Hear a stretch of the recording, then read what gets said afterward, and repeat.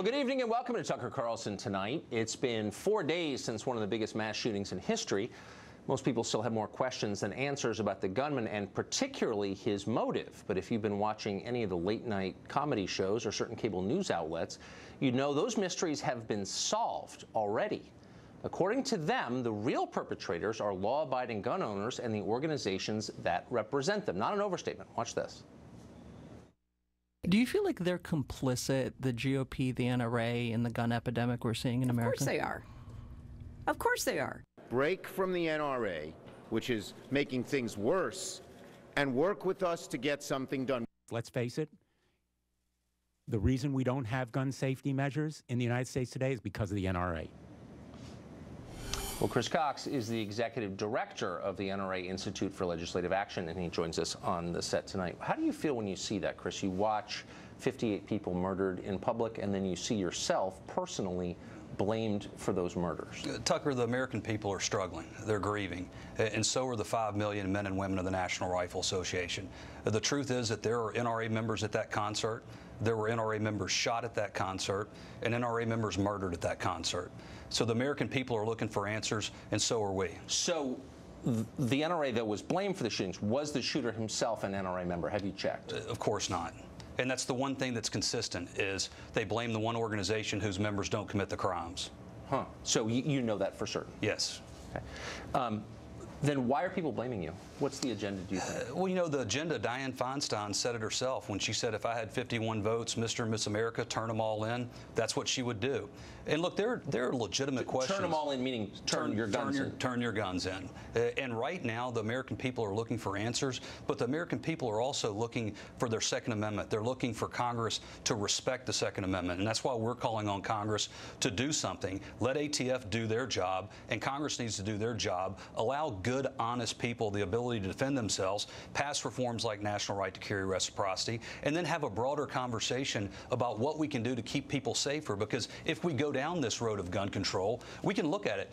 You know, universal background checks. This guy passed background checks. Well, let's go the route of California, where they've banned semi-autos, banned magazines, pushed waiting periods, they have ammo registration, but that didn't stop a massacre in San Bernardino, and it didn't stop a massacre in Santa Barbara. So they say, well, let's look a little bit further. You know, let's look at Europe and let's implement European-style gun control. Well, you know what? That's what they did in Paris when someone came in with fully automatic machine guns and hand grenades and murdered people there. There's a consequence to this, Tucker, and the consequence is good, honest people are left defenseless. The National Rifle Association exists to make sure that doesn't happen in America. So what is the solution? Well, the solution is to make sure that we address the underlying problems. This distraction of gun control does nothing to keep people safe. Gun control is a failed policy. We've tried it, and it's safe to say that it doesn't keep people safe. So do we need to have a broader conversation about activities that actually will? Do we need to have a broader conversation about Hollywood? You know, that NRA spends millions of dollars every year teaching safe and responsible gun ownership, and Hollywood makes billions promoting and glorifying gun violence. And then the same hypocrites come in and suggest that we're to blame for this. So there needs to be an honest conversation about solutions that work, and one of those solutions is to make sure the Second Amendment is supported, protected, and that law-abiding good people have the ability to use and carry a gun for self-defense. So I talked to a number of different people today who legitimately know a lot about guns. None of them lives here in Washington. And every one of them said the same thing about bump stocks, that they're ludicrous. That one of them said to me, I'd rather face someone with a bump stock than someone firing semi-automatically. They make rifles less accurate. Why then the focus on then? Why then has NRA apparently said it'd be willing to back banning them? Is that relevant to what we saw? Well, here's what the National Rifle Association said, and we need to look at the facts here. Barack Obama's administration approved the sale of bump stocks and these other devices. What we've said is ATF needs to do their job. ATF needs to look, and if there is technology that's come to the market that allow for a semi-automatic rifle to function as a fully automatic rifle, they need to be regulated differently. We didn't talk about banning anything. We talked about ATF going back and reviewing whether or not these are in compliance with federal law, and if if not, let's look at working together and figuring out a way to address this moving forward. At the same time, Congress needs to do their job and make sure that they're going with meaningful solutions to these underlying problems, including respecting the Second Amendment, and we're going to be there making sure we protect the Second Amendment. So you all keep very close track of how guns are used in the country and compile statistics on them. Are you aware of other crimes where so-called bump stocks have been used? Well, no, we're not, and truthfully, there's not a whole lot of people out there who own these things,